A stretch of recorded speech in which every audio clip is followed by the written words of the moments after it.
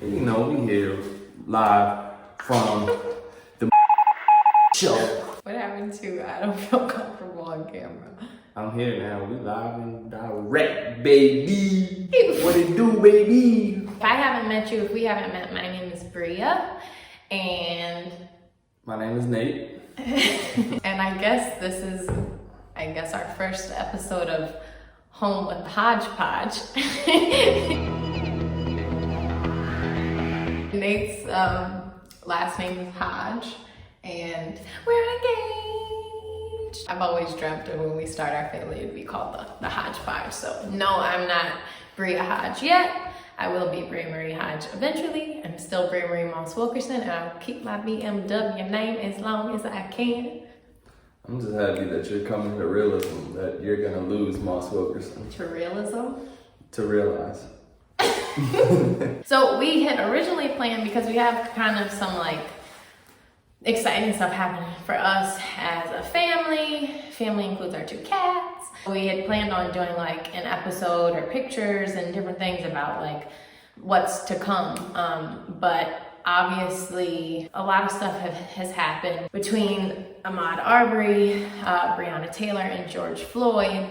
And I feel like everyone needs to be speaking out right now. One of the things that I feel like can cause some tension is being in an interracial relationship in a time like this. I'm not saying that there's anything wrong with being in an interracial relationship whatsoever. Obviously, I've seen a lot of like interracial couple Instagrams and different profiles and things, and they all seem to kind of just like fetishize the point of, oh, black woman with a white man with a black woman, and it's like this superficial thing, but it's not actually talking about the issues that are at hand right now that need to be talked about. Like, are you going to talk to those family members that are borderline racist right now? Am I going to talk to those family members who I think might be, it's kind of tough. So we kind of wanted to bring up the conversation or encourage people who may also be in interracial relationships to have those conversations and not run away from them, because it's easy to not. No, definitely. A little bit of background about me and Nate. We grew up in Columbia, Maryland, which, if you don't know, is a planned community. And basically, when they created Columbia, the whole idea was that all the races would be integrated, and you'd have interfaith centers, maybe not churches on the corner, but you have interfaith centers that have all these different types of services back to back to back, and you have different races in one friend group, and you have all different types of people living in one place in harmony, with street names like trees, and they sound like cartoon names. this wonderful place. But in all wonderful places, there are underlying issues that are probably just a little bit more hidden than other areas. Growing up, both of us were pretty oblivious to those underlying issues. We also both come from interracial families. Both of my parents are black, and then my stepmom is white, and then I have an older brother who's brown skinned, and then 2 younger sisters. They passed their white passing. My mother is Mexican. She came to the United States from Mexico when she was around 25. My dad is white. I think she came before that. No, she was around 25 years old when she came. She had you at 25 or something. 26. You don't know. Okay, just. And then on my brother's side, so me and my brother have separate fathers. His family is black, which they pretty much adopted me as one of their own as well. My dad's wife and my sister are black, so it was a mixed bag of culture and different things that have made me into the person I am and made me feel comfortable in whatever room I'm in, whether it's only white people, only black people, or if it's a very diverse room. I feel like that's kind of contributed to us not I feel like race hasn't been really something that we've paid much attention to in our whole relationship, probably until when we moved out of Colombia, and then we started paying more attention to social issues, to all of the completely unwarranted murders of Black men, and it made me so much more aware of my Blackness, and so much more concerned for all Black people. There's a whole lot of different emotions going on, and then there's, you know, I have fear for my dad, I have fear for my family members, I have fear for our friends, I have fear for all Black men, I have fear for Black women, I have fear for all different stigmatized races. Even with us, a couple months ago, maybe it was a year ago at this point, I don't know, we were at the grocery store, and normally, you know, we split groceries. He puts half on his car, I put half on my car. A lot of times when we do that, he has to say a lot of times like, we're together, we're together, we're together, because people don't think that we're together. And so he told the woman we're together. She tells him the total. He gives him her car. I mean, he gives her his car. Yes.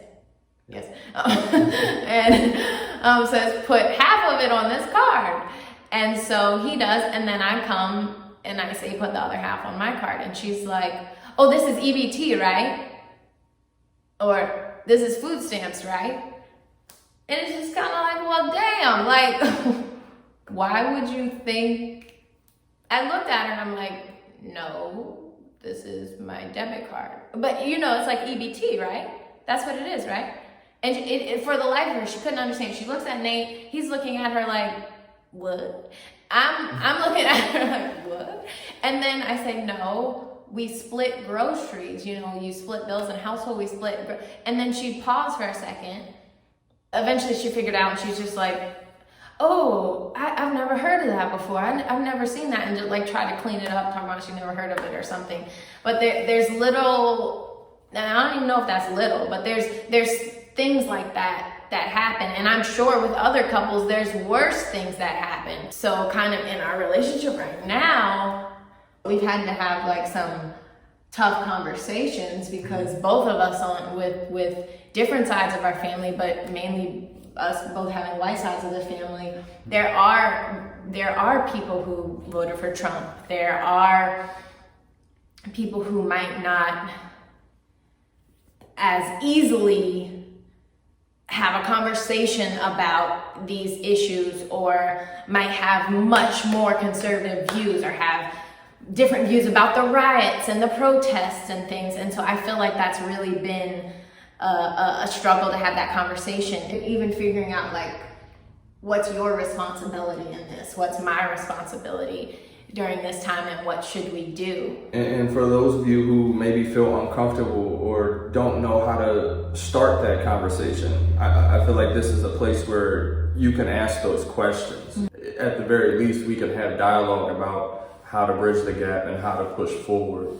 in this situation. It's a conversation that needs to be had, because in a lot of relationships, maybe like ours, that people either ignore it, or I don't know what else happens right now. No, definitely. I mean, the more we can bring light to the situation and the status of America right now, and the systematic racial oppression that's been going on, I think is good. We're no experts on this, but the more we talk about it, the more we can educate, and the more we can take maybe one step forward, 2 steps forward every day, until we're in a place where we all feel comfortable and we all feel respected and safe.